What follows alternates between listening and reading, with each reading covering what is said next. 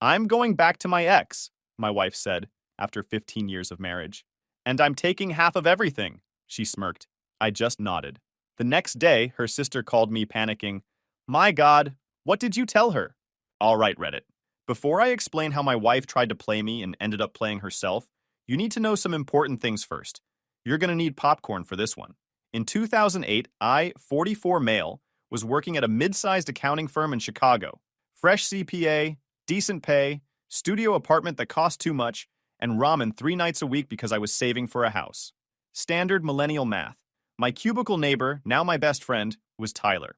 Laid-back Wisconsin guy who somehow made auditing tolerable. After work, we'd grab coffee, and he'd tell me divorce stories from cases he supported.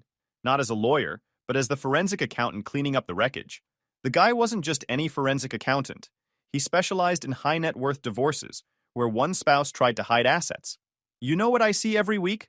He said, stirring his third coffee of the afternoon. Guys who built million-dollar businesses but kept everything in joint accounts because that's what married people do.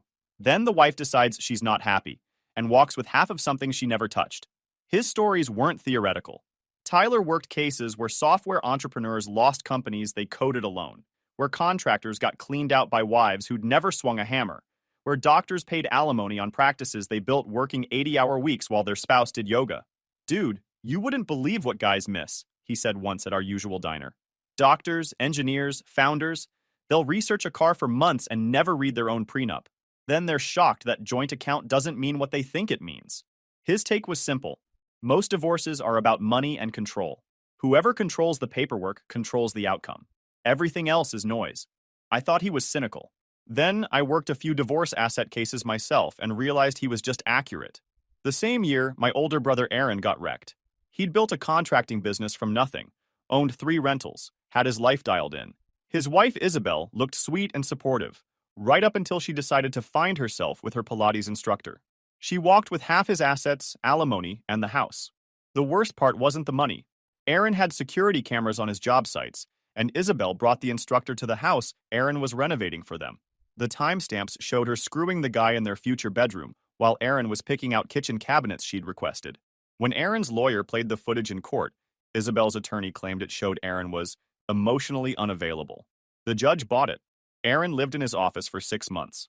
Isabel moved the instructor into the home Aaron built and posted Facebook photos about their new beginning. I trusted her completely, he told me, while we carried boxes out of the house he paid for. Never thought I needed protection from my own wife. That night, Tyler and I made a pact, the Never Again Protocol. If either of us ever got married, we'd help the other build a real financial structure. Because we'd seen too many good men blindsided by people they thought they knew. 3 years later, I met Maya at a company holiday party. Gorgeous, funny, and actually impressed that I liked my boring accountant job. We clicked hard, but I also remembered Aaron in that empty office. And I remembered Tyler's files full of guys who assumed fair would save them. So while I fell for Maya, I built protection. Not because I didn't trust her, because I learned that trust and preparation aren't opposites. Tyler helped me design it like a corporate tax strategy.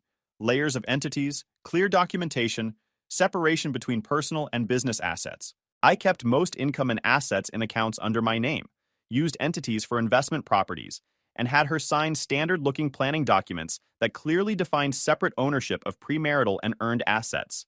All legal, all clean, mostly invisible unless you knew where to look. Tyler insisted on one rule. Every signature needs a witness and a reason that isn't because I'm paranoid. Make it about taxes, estate planning, liability protection, never about divorce prep. For 12 years, those documents sat like smoke detectors, quiet but ready. Turns out, I actually needed them. After 15 years of marriage, when I thought I was building something real with Maya. Tuesday night anniversary, 15 years in. We're at the downtown Italian spot where we had our third date back when Maya called my money planning cute and responsible, instead of boring and controlling. She's wearing the blue dress I bought her 2 years ago. I'm thinking maybe we hit that dessert place after. Maybe have a real conversation for once. Then she drops it. No warm-up. No, we need to talk. She stabs the moment between bites of risotto she spent 10 minutes complaining about because the server brought it too quickly. Evan, I need to tell you something important. I looked at her and nodded so she continued. I'm going back to Dean. My stomach dropped. For a moment, I thought I heard it wrong. Excuse me? Dean? My ex. I don't think we should continue. I mean, you are a good husband, but I feel like I'm getting bored with you. And honestly, Dean has always been my true love. I was still staring blankly at her, processing what I'm hearing. Then she dropped the final nail in the coffin. I never really loved you, Evan. I just settled for you. And just like that, 15 years of marriage gone to waste. Ended within a span of 3 minutes. Like she already rehearsed the whole thing in the mirror. Here's what usually happens.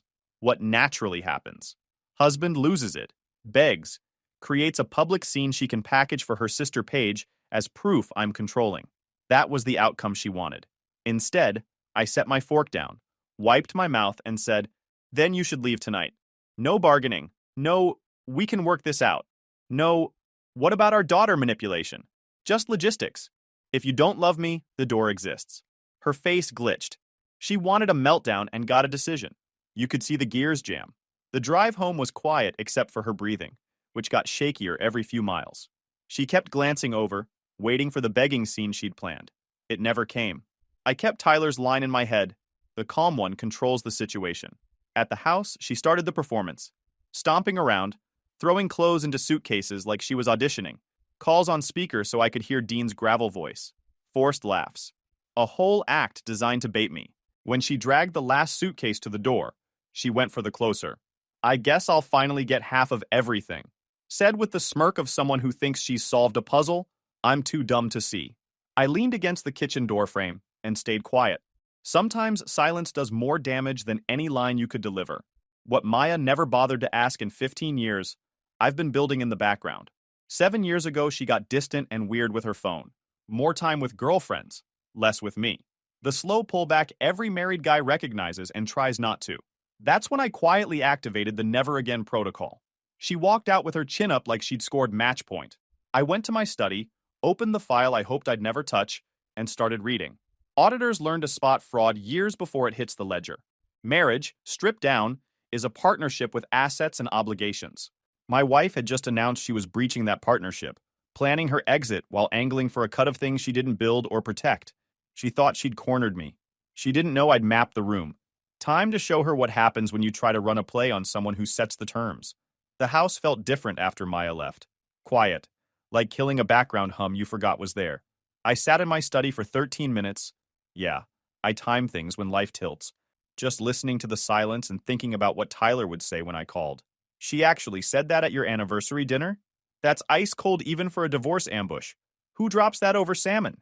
Gets better. She thinks she's getting half because we're in Illinois. Tyler laughed. Not mean. More like someone admiring a trap about to spring. "She really doesn't know how you structured things, does she?" Never asked. 15 years, and she never once wanted to understand how our money actually worked. She assumed married meant automatic 50-50, no matter who earned it or built it. Including the post-nup? Signed it while watching reality TV, barely glanced at the pages, called it my paranoid paperwork the whole time. That post-nup was the foundation of the Never Again protocol. We put it in place 7 years ago when we refinanced, framed as standard asset protection paperwork. Protecting our investment from potential lawsuits, I told her. She signed every page, half watching TV, trusting her boring husband to keep it simple. Tyler had drafted the language like a corporate merger. Technically accurate, legally bulletproof, written so only someone with tax background would catch the implications. The key clause actually created separate property classifications for anything earned or acquired post-signature. What she didn't clock. The agreement spelled out that anything earned or acquired by either spouse stayed separate unless explicitly combined in writing. Everything I built, saved, or invested remained in my name. House, cars, investment accounts, mine. She had access, not ownership. I opened my laptop to what looked like a vanilla investment tracker. Behind it was Tyler's nuclear option, a network of business accounts, portfolios, and property holdings tight enough to make a corporate lawyer nod. The structure worked like this. My salary flowed into a business entity, which paid me distributions based on consulting work. Those distributions funded our household account, the one Maya saw. Everything else stayed in business accounts she never knew existed. Real estate rolled through LLCS. Investment gains accumulated in retirement accounts with separate property designations. It wasn't hiding assets, it was organizing them according to agreements she'd signed. One click started the sequence. The house? In my name only since the refinance, with her signature acknowledging separate ownership. Bank accounts? mostly individual, with her as an authorized user, not an owner.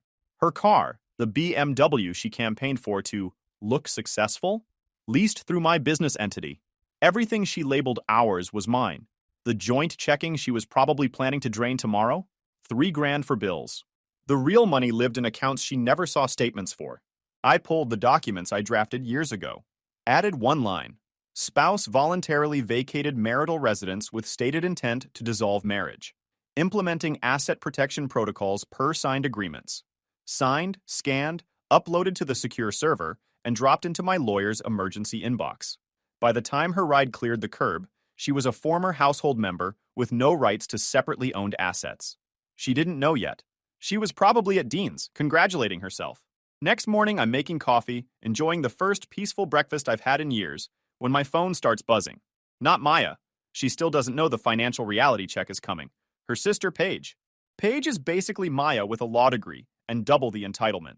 She divorced her husband 3 years ago, walked with his dental practice, the house, and enough alimony to bankroll her feminist empowerment coaching. She's been in Maya's ear for years. Smart women maximize settlements. Financially abusive husbands must be held accountable. Her legal career peaked in 2019 when she won a slip-and-fall case against a grocery chain. Since then, it's been small-time personal injury and messy divorce cases. She handles maybe 2 divorces per year. Her strategy is always the same. File fast, claim abuse, demand emergency support, hope the husband settles to avoid public embarrassment. It works on guys who value reputation over preparation. Texts start around 8 a.m. Heard about you and Maya. She deserves better. Hope you're prepared to pay what you owe. 15 years of her life wasted on your selfish rear. Time to face consequences for your emotional abuse. I don't respond. She's fishing for something she can screenshot. By 10 a.m., she calls, Evan, we need to discuss your situation. No, Paige, we don't. I'm representing Maya. Any attempts to hide or transfer marital assets will have serious legal consequences. We're talking about criminal charges. I almost laughed. Paige, you might want to review the post-nuptial agreement before making threats you can't back up. What post-nuptial agreement? Bingo. Maya never told her. Probably because Maya never understood any of it. The one your sister signed in 2018.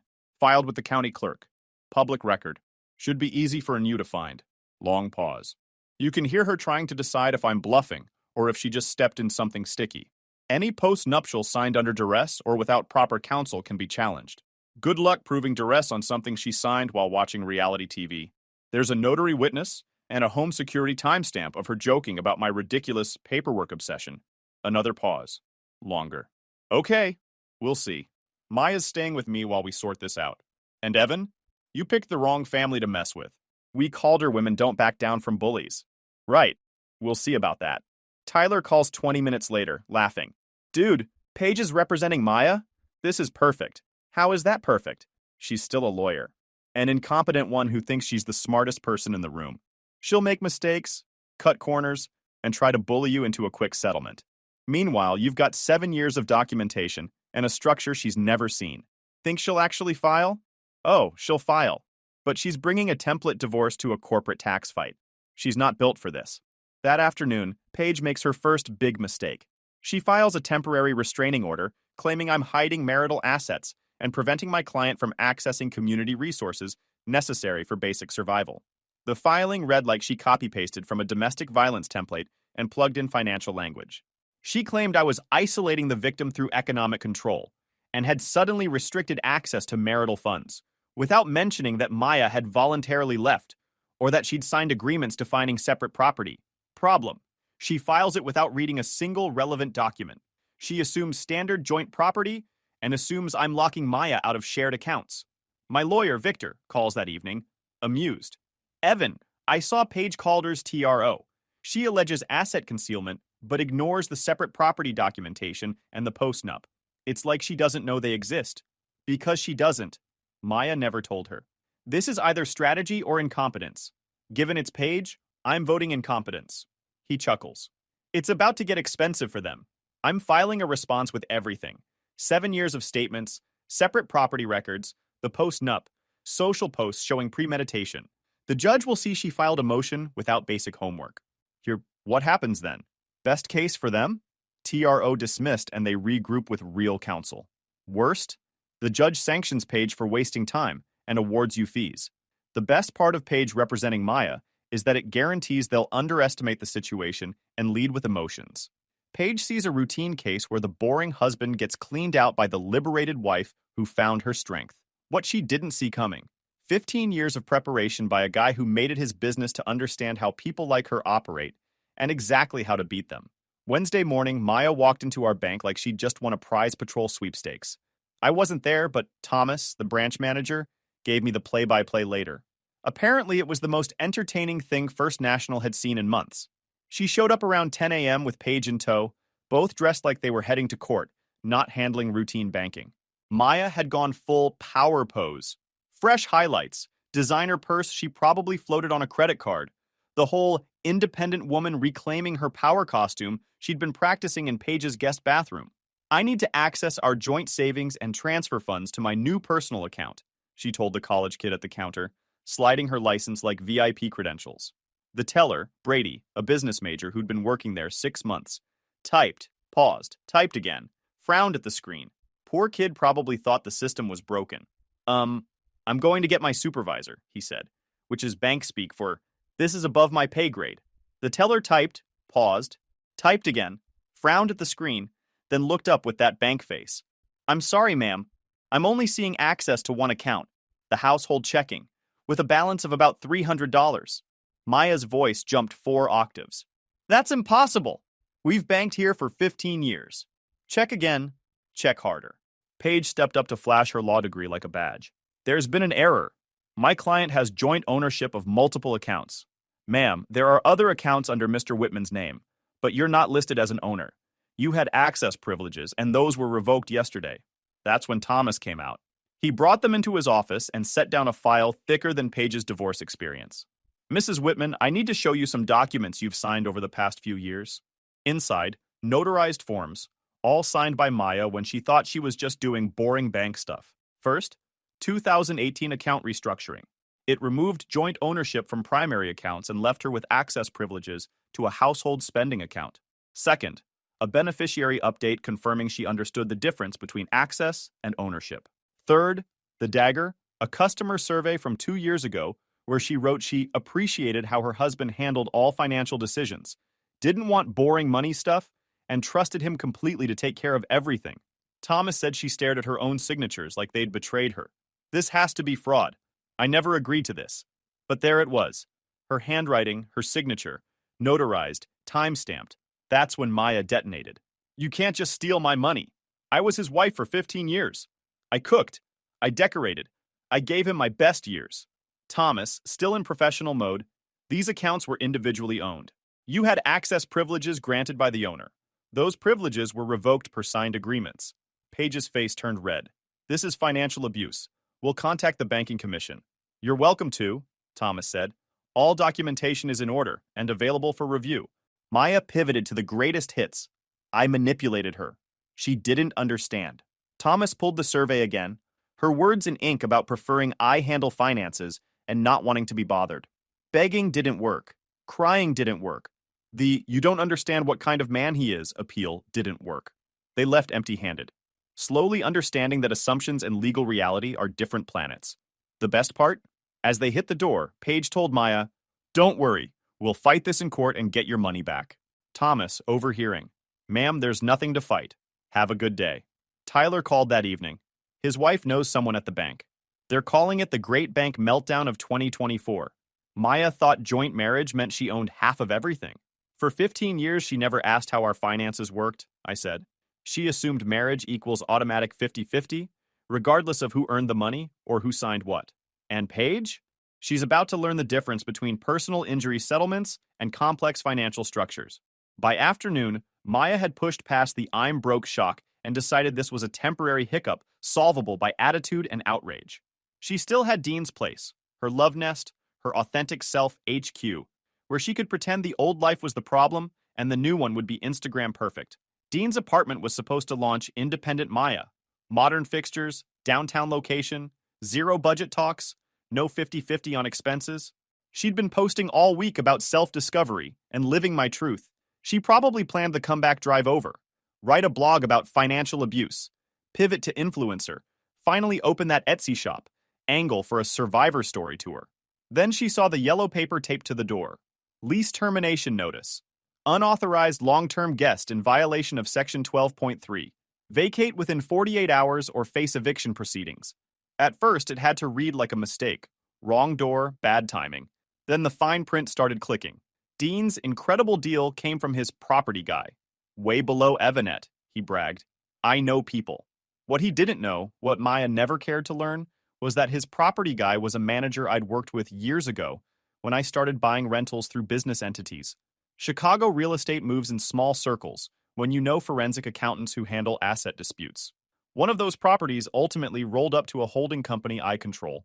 When Dean broke his lease by harboring a long-term guest, the manager called me as a courtesy. Paperwork followed.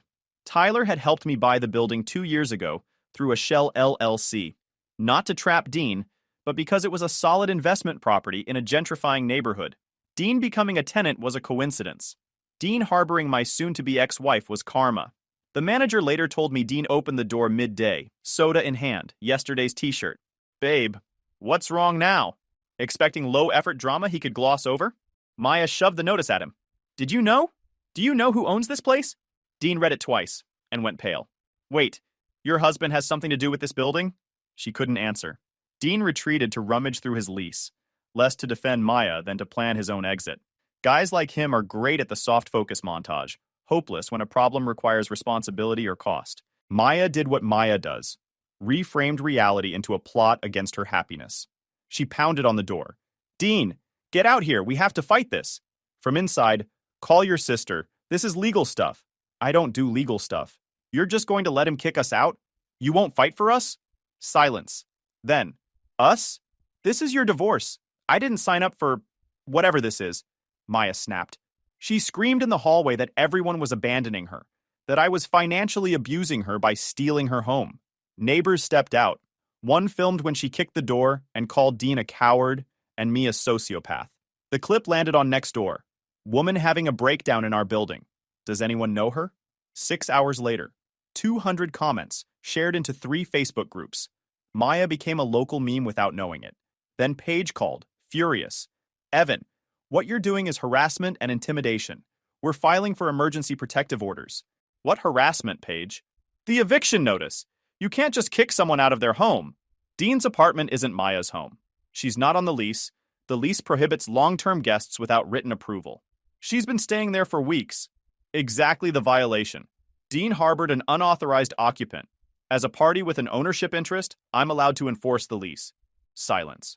She'd stepped into deeper water than she wanted. Also, if Maya keeps harassing tenants or disrupting the property, management will pursue trespass charges. Heads up. The next day, Maya came to my house. She tried her key. Didn't work. I changed locks the morning after she left. Legal, given the documentation and her voluntary departure. She pounded on the door, hammered the bell, yelled through the windows that I couldn't lock her out of her own home. I called the cops. Officer Herrera showed up. He listened to Maya's story about being illegally evicted by her abusive husband. I handed him the documents, post-nup, voluntary departure, title records, separate asset paperwork. He turned to Maya. Ma'am, per these documents, you voluntarily left. The property isn't in your name.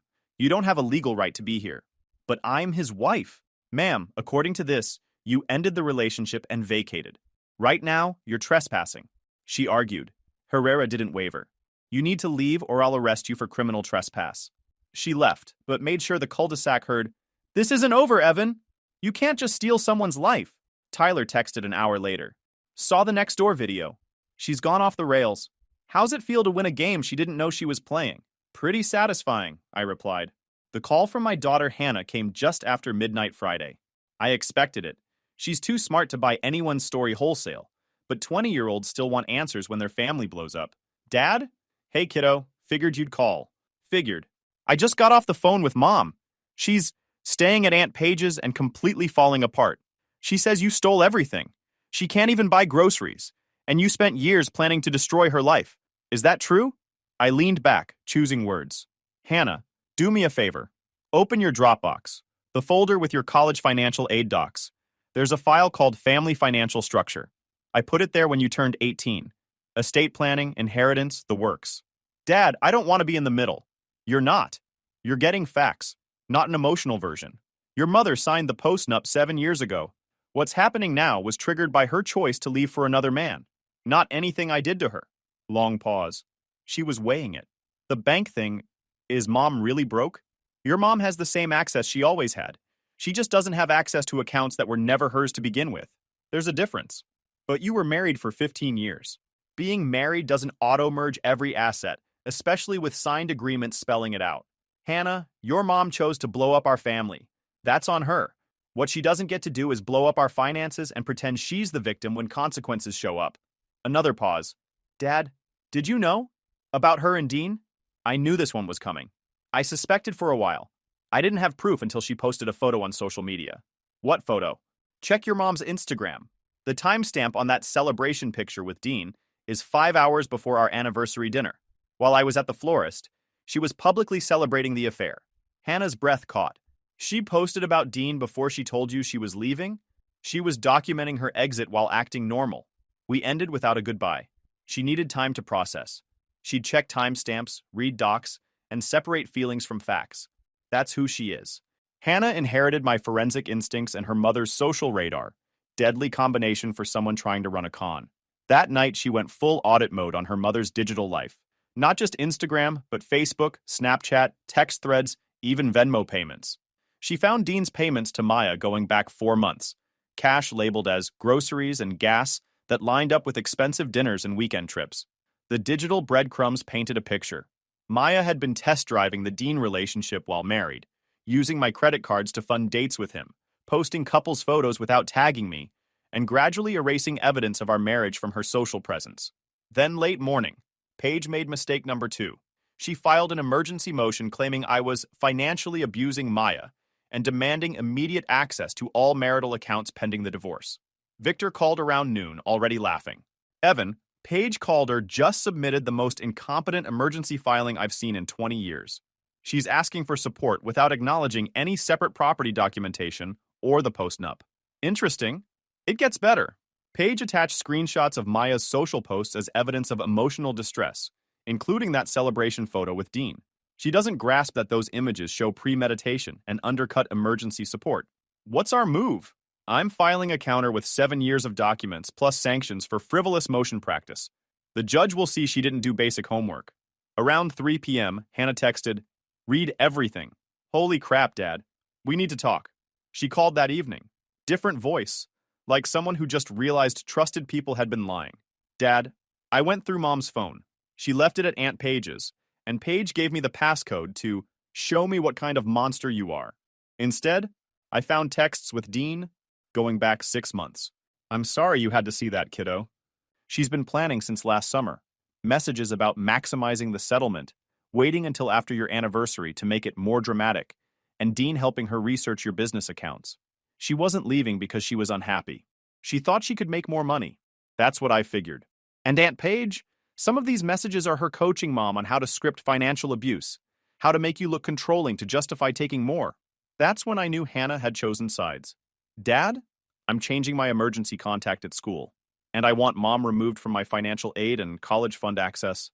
You sure? She's been asking weird questions about your life insurance and whether I knew about hidden money. I think she wanted to use me to get info she can't access. The next day, Maya called Hannah 11 times. No answer. The voicemail Maya left, Hannah forwarded it to me. "Hannah, sweetie, your father is brainwashing you. He's making me the villain when I just wanted happiness after years of emotional abuse. I'm your mother. I carried you. I raised you. You owe me better. Call me now." Hannah's response was to change her greeting. "Hi, you've reached Hannah Whitman. I'm not available. If it's important, text me." Meanwhile, Paige's emergency motion was denied with prejudice, meaning she can't refile without starting from scratch with new evidence. The judge also ordered her to show cause why she shouldn't be sanctioned for frivolous filings. That's when Paige realized she was out of her depth and tried to hand Maya off to someone who specializes in complex assets. Too late. Maya couldn't afford a real specialist, and Paige's misfires had already cratered their strategy with procedural screw-ups and blown deadlines. Now let's talk about Dean Marlowe. The guy spent most of his adult life convinced he was the smartest guy in any room. College QB face, used car lot soul, just enough wins to keep the ego inflated. His specialty was poaching married women and walking away whistling. Tyler's forensic work had shown me Dean's pattern years earlier. He wasn't Maya's first married woman, he was her third. 2 previous relationships followed the same playbook: charm the wife, coach the exit, collect benefits during the chaos, disappear when reality hits. Both women warned me during discovery. He targets women going through divorces, studies their finances, promises them everything, delivers nothing, leaves them worse than when he found them. With Maya, he thought he'd hit the jackpot. An older woman with money issues, married to a boring accountant who'd fold like those divorce movies he binged over cereal. Easy run, until the process server knocked. Dean Marlowe, you've been served. Thick envelope. Court seal. My name listed as plaintiff. His face went from smug to stopped up in 3 seconds. The claims read like a corporate case: intentional interference with contractual relations, alienation of affections, conspiracy to commit marital fraud. Calculated financial manipulation was highlighted so he couldn't miss it. The exhibits did the real damage. Exhibit A digital forensics report of his socials, texts, and dating app activity showing a pattern. Target married women with assets, coach them through divorce tactics. He'd done it twice before. I found both families, and they were willing to testify about his system. Exhibit B, financial records showing he'd been paying below Evanet rent on a property connected to my holdings, benefiting from my investment while helping my wife plan to raid my accounts. The analysis showed he saved about $18,000 over 2 years via the discount. Exhibit C, the kill shot. Lawful recordings of Dean and Maya discussing how to maximize her settlement and sit on assets until after the papers. Illinois is a one-party consent state. I recorded every conversation when Maya came home and put calls on the speaker. The content spoke for itself. I asked the court to establish a precedent labeling this romance as fraud playbook as actionable, plus punitive damages. Dean texted Maya immediately. "What is this lawsuit? You said this was handled." 3 hours later. "Can't talk. Dealing with my own legal problems." That's when he realized he was alone in a game he didn't understand. His lawyer, Elliot, older, sharp, white-collar specialist, translated it into terms even Dean could digest. "Son, this wasn't just an affair. You engineered a financial scheme, and romance was the delivery device. This isn't family court. This is civil court. They're treating you like a con artist. Can't I just apologize? Pay something? You can try to settle. But if they want precedent more than money, you're staring at a long public trial. It'll follow you every time someone Googles you. Worst case? Best case? Mid-6 figures plus fees, confession of judgment, and you agree to stay away from married women. Worst? Trial, judgment that wipes you out, and a decade of payments while employers read court records calling you a professional homewrecker who profits off fraud." He finally understood. This wasn't revenge accounting. It was making his business model legally toxic. Meanwhile, Maya was running out of options, money, and grip on reality. Evicted from Dean's place, barred from my house, now living in Paige's basement like a 45-year-old failure to launch. Rather than reset, she decided the problem was public misunderstanding. She spun up a Facebook group, Financial Abuse Survivors, and started daily rants about how I'd stolen her life. Her own posts buried her. "He changed the locks on our house just because I moved in with my soulmate. He's keeping me from our money just because I signed papers years ago without reading. My daughter won't talk to me just because she found texts that make me look bad." Each post, approximately 3 likes, Paige's divorced friends, and approximately 40 comments from strangers who recognized her. Favorite line: "It's not fair he keeps everything just because he earned it, protected it, and planned ahead. Marriage is 50-50. Reply: Ma'am, this is a Wendy's." 200 likes. The Facebook group became a case study in self-sabotage. Every post provided more evidence for my legal team. Admissions that she never read documents, confirmations that she left voluntarily, proof that she viewed marriage as an entitlement program rather than a partnership. Then came her final meeting request. No lawyers, no Paige. Just showing up at my office and demanding security calm me down. I almost said no, but we met in the lobby. She looked 10 years older, like someone whose fairy tale crashed, and who still couldn't see how she'd become the villain of her own story. "Evan, we need to fix this." "There's nothing to fix. I made mistakes, but destroying my life won't bring our marriage back." "I didn't destroy your life. You chose fraud over an honest divorce." She shifted tactics. "What about Hannah? Don't you want her to have a relationship with her mother? Hannah's an adult. She'll have whatever relationship you earn. You broke that relationship the same way you broke everything else By putting yourself first. The mask slipped. You think you're so smart. You think you won. I'll make you pay.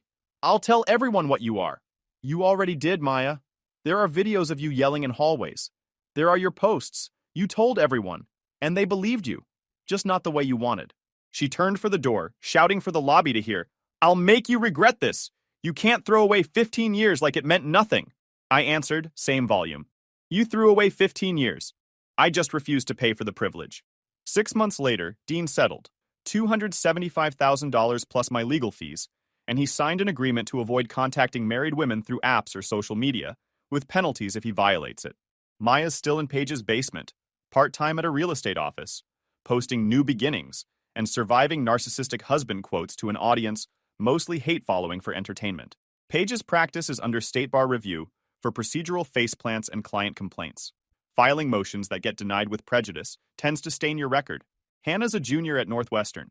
She calls me twice a week and hasn't spoken to her mother since she read those messages. Last month, she said she wants to specialize in asset protection. People need to learn that actions have consequences. Me? Same house, same car, same carefully structured portfolio. Every Friday, Tyler swings by for coffee and a quick episode of the Maya Chronicles. Screenshots of her latest posts that Hannah forwards because they're too wild to ignore. Last week's gem. Still can't believe my ex would rather be alone than share with someone who loved him unconditionally. Top reply. Conditional love based on access to assets isn't unconditional. 400 likes. Sometimes the revenge is just designing your life so well that anyone who attacks it ends up wrecking themselves. YouTube just dropped this new hype feature. If you're hooked on this story, smash that hype button. It tells YouTube this video deserves to blow up, and it keeps even crazier stories coming your way.